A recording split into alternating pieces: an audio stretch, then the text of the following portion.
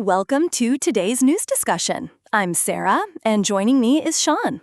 Hi, I'm Sean. Let's dive into the stories we have today. First up, we have a rather unusual story about a bug breeder in Australia. Authorities have seized over 100,000 exotic cockroaches from a single breeder. That's quite a number. What were the circumstances surrounding this seizure?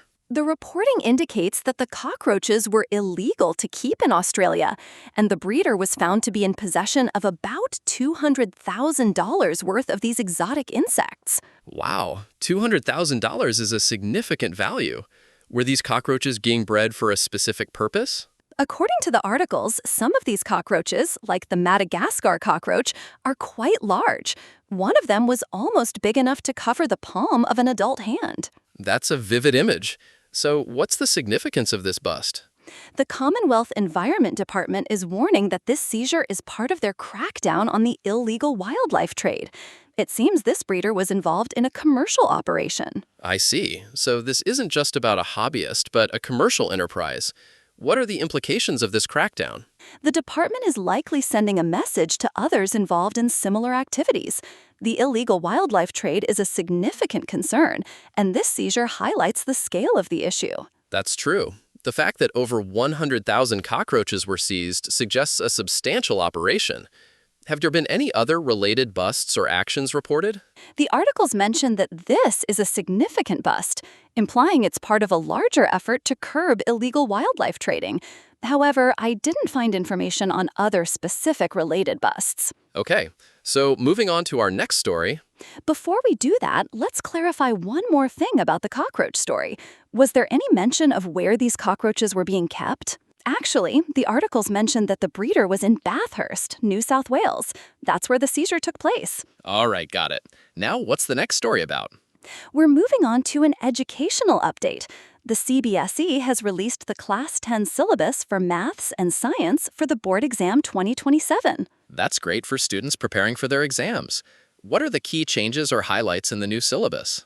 The articles indicate that the syllabus is now available for download, and it includes chapter-wise weightage, marks distribution, and important topics for both maths and science. So are there any significant changes in the syllabus compared to previous years?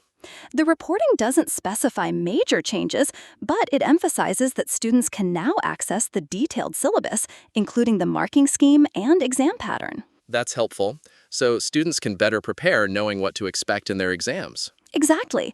The CBSE has made the subject-wise PDFs available for maths, science, and other subjects, which should help students plan their studies. It's always a relief when students have clear guidelines for their exams.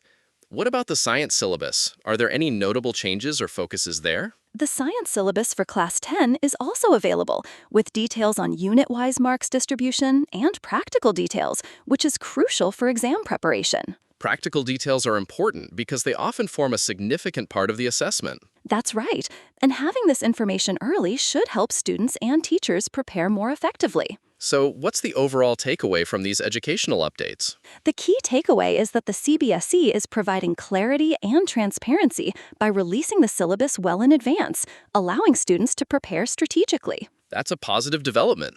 I think we've covered both our stories quite well. I agree. Before we wrap up, let's just recap the main points. Sure. We discussed the significant seizure of exotic cockroaches in Australia, highlighting the illegal wildlife trading, and the release of the CBSE Class 10 syllabus for maths and science, which provides clarity for students preparing for their exams. That's right. And both stories show how different domains, environmental law enforcement and education, are seeing significant developments. Indeed. Well, that's all for today's discussion. Thank you for tuning in. Goodbye, and see you later. See you later.